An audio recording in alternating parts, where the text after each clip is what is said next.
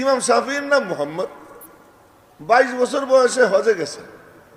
হজে গেছেন কি, ওনার হজে যাওয়ার কোনো ব্যাপার ছিল না, ওনার বাড়ি তো মক্কা শরীফ, উনি কুরাইশ বংশের লোক ছিলেন। তো ওখানে এই তলেবে এলেমরা একটু মনোযোগ দিলে খুব উপকার হবে, যারা তলেবানে উলুমে নবুয়ত আছো বাবারা।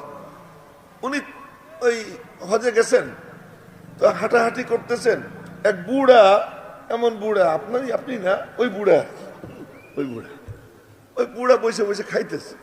তা দেখছে যে এক ইয়াংম্যান যায়, চেহারার দিকে তাকাইছে, খুব পছন্দ হয়েছে। সবাই তো আর পছন্দ হয় না, যারে তারে কি মানুষ পছন্দ হয়? মর্দে হক্কা নীকে পেশা নীকা নূর, মর্দে হক্কা নীকে পেশা নীকা নূর, কব ছুপারা তাহায় পেশে জি শুর। ওই যুবকের চেহারার দিকে তাকাইয়া মুরব্বীর মনের মধ্যে অন্যরকম হাল পয়দা হয়েছে। ডাক দিছেন, ইয়া শাবাব, এই ইয়াংম্যান। জি। তাল কুল মাই, আয় আমার সাথে খা। বলার সাথে সাথে একবারও না কয় নাই, খাইতে বসে গেছে। এ যুবক খাইতে বসে গেছে। খাইতে বসে যাওয়ার পরে বুড়া কয়, কি কিরে মিয়া, তুমি কি কুরাইশ বংশের নি? কইতেছে, তুমি কি কুরাইশ বংশের? হ্যাঁ। আপনি বুঝলেন কেমনে? মনোযোগ কি জিনিস এটা শোনানোর জন্য আমি এই ঘটনা বলতেছি, ঘটনার জন্য ঘটনা বলতেছি না। আমি কুরাইশ বংশের, আপনি বুঝলেন কেমনে? বুঝলাম তোমার কারবার দেখা। কি করলাম? বললাম তোমারে খাইতে, একবারও না কয়লা না, বসে গেলাম।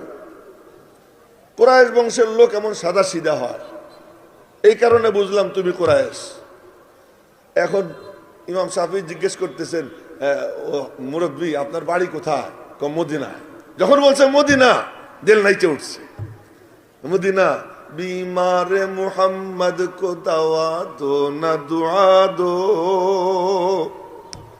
बीमारे मोहम्मद को दवा दो न दुआ दो, उनको मदीने की फकत राह बता दो, उनको मदीने की फकत राह बता दो। নবী প্রেমিকের আর কোনো কিছু দরকার নাই, তাকে উপঢৌকন দেওয়ারও দরকার নাই, তার জন্য আলাদা কোনো দোয়ারও দরকার নাই, তারে কোনো ঔষধ টৌষধ দেওয়ারও দরকার নাই। নবী প্রেমিকের একমাত্র ঔষধ, তারা একটু বলে দাও মদিনায় কেমনে যাইতে হয়, মদিনায় যাওয়ার রাস্তাটা বলে দাও। ইমাম শাফি রহমতুল্লাহ আলাইহি ওই মুরব্বীরে জিজ্ঞেস করছেন, আপনার বাড়ি কোথায়? তো মুরব্বী বলে কি, মদিনায়। মদিনায়? হ্যাঁ। মদিনায় না, একজন ইমাম আছেন, ইমাম মালিক। ইমাম মালিক? হ্যাঁ আছে। আমার একটু ওনার কাছে নিয়ে যাবেন? তো বুড়া কয় কি, আরে বাবা আমাদের এক সাথী মারা গেছে, তার উটটা খালি যাবে, তোরে নিয়ে যাব। আর খুশিতে মুরব্বীর সাথে লেগে রয়েছে। হজের শেষে ওই মুরব্বী ওনারে ওই উটে নিয়ে রওনা হয়েছে। 16 দিন সময় লাগছে। 16 দিনে উটের পিঠে বৈশা, ধাদ্রাখার রাস্তা, উঁচা নিচা, পাহাড় টিলা, এই বন জঙ্গল, এর মধ্যে দিয়ে গেছেন। এত কষ্ট, তারপরেও 16 দিনে 16 খতম কোরআন শরীফ পড়ছেন এই উটের পিঠে বসে। মদিনা শরীফ গেছেন, মসজিদে গিয়ে পড়ছেন। উনার তো ওযু ছিলই। মসজিদে ঢুকে দেখেন নামাজ শুরু হয়ে গেছে, উনি জামাতে শরীক হয়ে গেছে। নামাজের শেষে দেখলেন এক উঁচু লম্বা নুরানি চেহারা, মাথায় পাগড়ি, উনি আসতেছেন। আর আইসে উনি বসলেন, আর পঙ্গপালের মতো ছাত্ররা কাগজ খাতা কলম নিয়ে বসে গেল।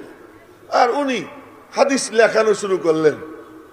তো উনি তো চেনেন না ওনাকে, উস্তাদ তো এনাকে চেনেন না, ইনিকে। তো উনি বসে রয়েছেন ছাত্রদের সাথে। তখন ইমাম মালিক হাদিস লেখাইতেছেন। এবার ছাত্ররা শুইল মনোযোগ কি জিনিস, লেখাইতেছেন। তো লেখাইতেছেন 100 হাদিস লেখাইছেন। কত হাদিস? 100 হাদিস লেখানোর পরে মজলিস শেষ, বরখাস্ত হয়ে গেছে। এখন যাও, যার যার নামাজের প্রস্তুতি নাও। সবাই নামাজের প্রস্তুতি নিতে গেছে। ওনার তো ওযু আছে, উনি বসে রয়েছেন। এই কয়েকদিন আগে পদ্মা সেতুর গোড়ায় এক মাদ্রাসা, দারুল উলুম হক্কানিয়া মাদ্রাসা।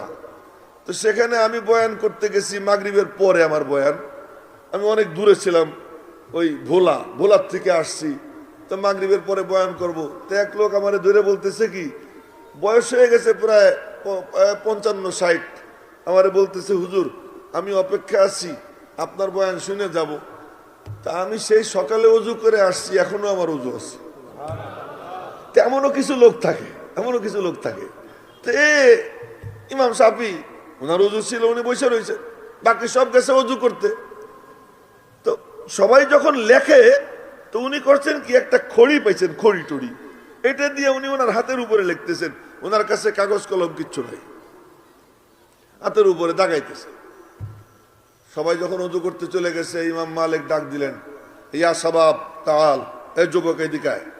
উনি কাছে গেছেন, কাছে যাওয়ার পরে বলতেছেন, তুমি কি করতেছিলা? হাতে লিখতেছিলাম। দেখি লেখা দেখাও তো। হাত দেখাইছে, দেখে হাত সাদা, কোনো লেখা টেখা নেই। উনি বললেন, হাদিসে রসুলের সঙ্গে এমন গুস্তাখি করলাম? আসলে উস্তাদ, যে ঘটনা হলো সবাই লিখতেছে, তা আমি তাদের সঙ্গে তাল মিলেছি। এরকম তাল মিলে এলাম, এখানে এমনি দাগাইতেছিলাম, আসলে কলবে লিখতেছিলাম। জোরে বলেন না আল্লাহু আকবার। তাই এমন করতেছিলাম, আসলে কলবে লিখতেছিলাম। তো বলে কি, যদি সত্য হয়, কলবে লিখতেছিলা, অর্ধেক শুনেই দাও। উনি দাঁড়াইয়া পুরো 100 হাদিস শুনেই দিয়েছেন, সনদ সহ 100 হাদিস শুনেই দিয়েছেন। এ কি দিয়ে হয়েছে? মনোযোগ দিয়া। এই যে আমি যে বারে বারে বলি, ওই যে মুরব্বী এখনো মোবাইল দেখতেছে, এই যে কাণ্ড কারবার, এইগুলোর কারণেই মাহফিল থেকে কিছু যায় না। 3 জিনিস লাগে, হুসনে পর আশিক নেহি হো, आशिक हो इन 4 पर, रफ्तार पर, गुफ्तार पर, नाज पर, अंदाज पर।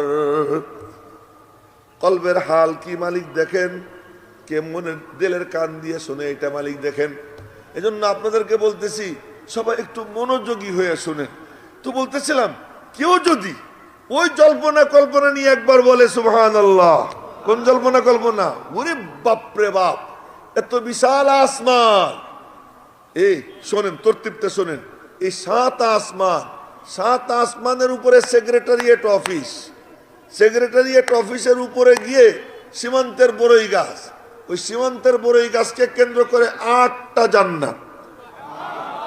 এক এক জান্নাত কত বড় তা তো বলার দরকার নাই, শুধু হাদিসে আসছে যে জান্নাতীর যে তশকটা, যেই তশকের উপর জান্নাতি ঘুমাবে, যারা দাওরায়ে হাদিসের ছাত্র, মিশকাত শরীফ এবার শেষ করছে, তারা তো জানে, উলামা একরাম তো জানেনি, যে তশকটা হবে, এই তশকের যে পুরুত্ব, এটা যে মোটা, নবীজি বলেন এই জায়গাটুকু নিচের থেকে ওই মোটাটা পার হইতে 100 বছর লাগবে।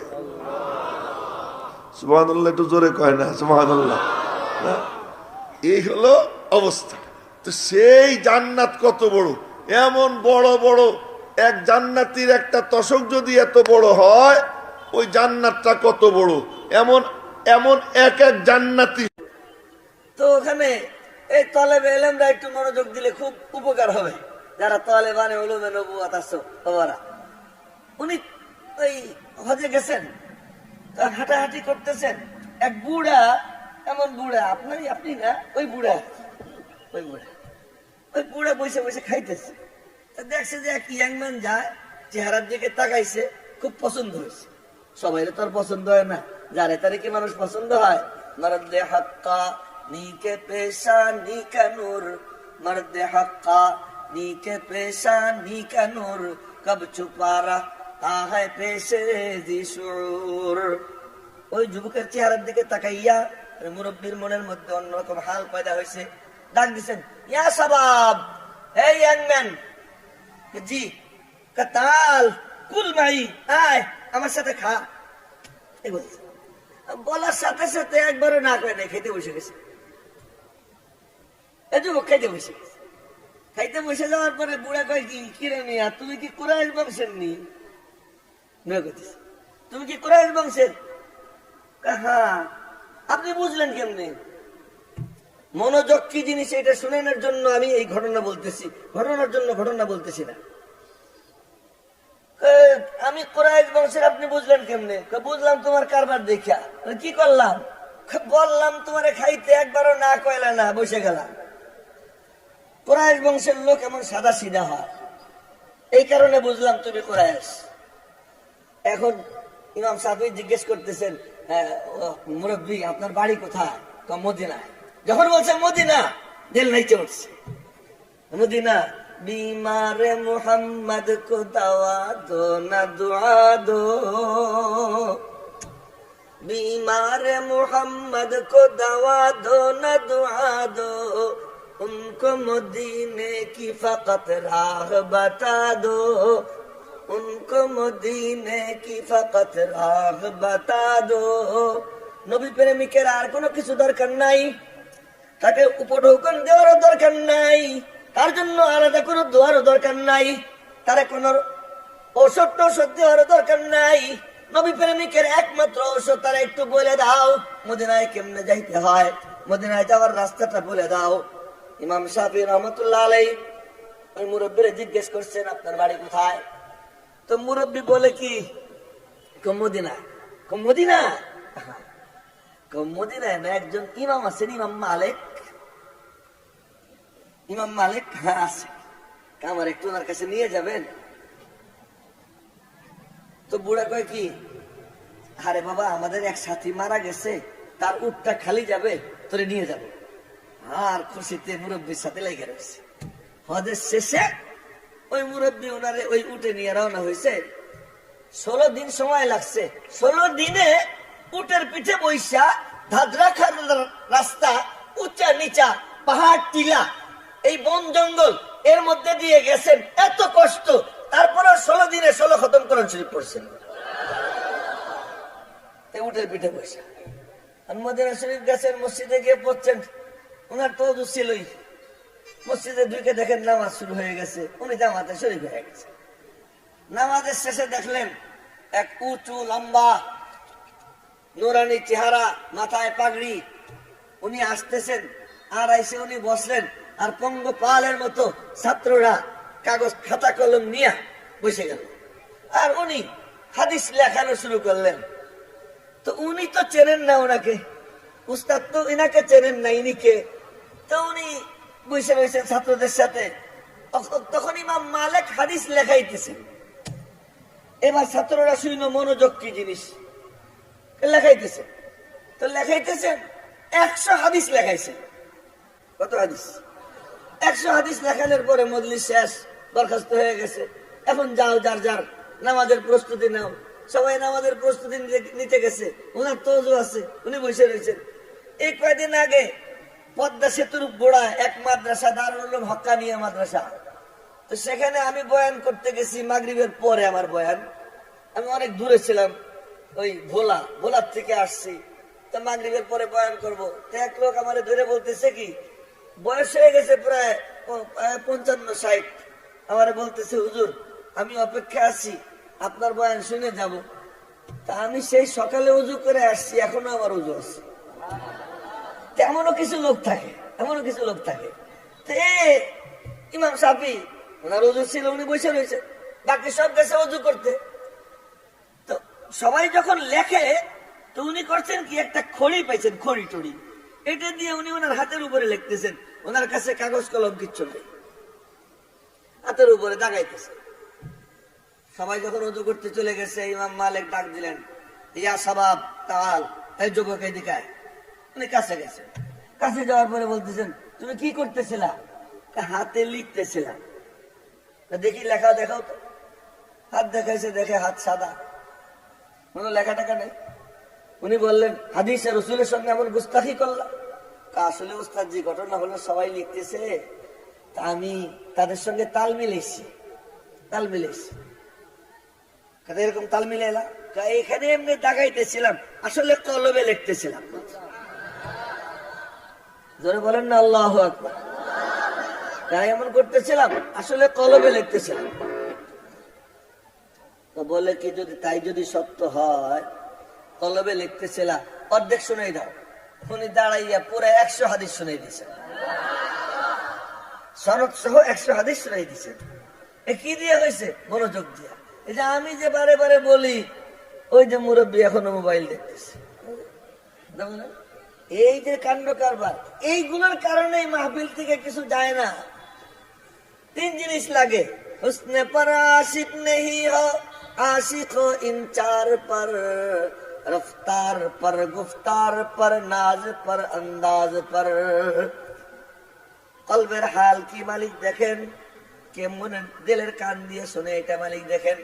এই জন্য আপনাদেরকে বলতেছি সবাই একটু মনোযোগী হয়ে শুনেন। তো বলতেছিলাম কেউ যদি ওই জল্পনা কল্পনা নিয়ে একবার বলে সুবহানাল্লাহ, কোন জল্পনা কল্পনা? ওরে বাপরে বাপ, এত বিশাল আসমান, এই শোনেন তরতিবটা শোনেন, এই 7 আসমান, 7 আসমানের উপরে সেক্রেটারিয়েট অফিস, সেক্রেটারিয়েট অফিসের উপরে গিয়ে সীমান্তের বড়ই গাছ, ওই সীমান্তের বড়ই গাছকে কেন্দ্র করে 8টা জান্নাত। এক এক জান্নাত কত বড় তা তো বলার দরকার নাই, শুধু হাদিসে আসছে যে জান্নাতীর যে তশকটা, যে তশকের উপর জান্নাতি ঘুমাবে, যারা দাওরা হাদিসের ছাত্র মিশকাত শরীফ এবার শেষ করছে তারা তো জানে, উলামা একরাম তো জানেনি যে যে তশকটা হবে, এই তশকের যে পুরুত্ব, এটা যে মোটা, নবীজি বলেন এই জায়গাটুকু নিচের থেকে ওই মোটাটা পার হইতে 100 বছর লাগবে। সুবহানাল্লাহ, একটু জোরে কয় না সুবহানাল্লাহ। এই হলো অবস্থা।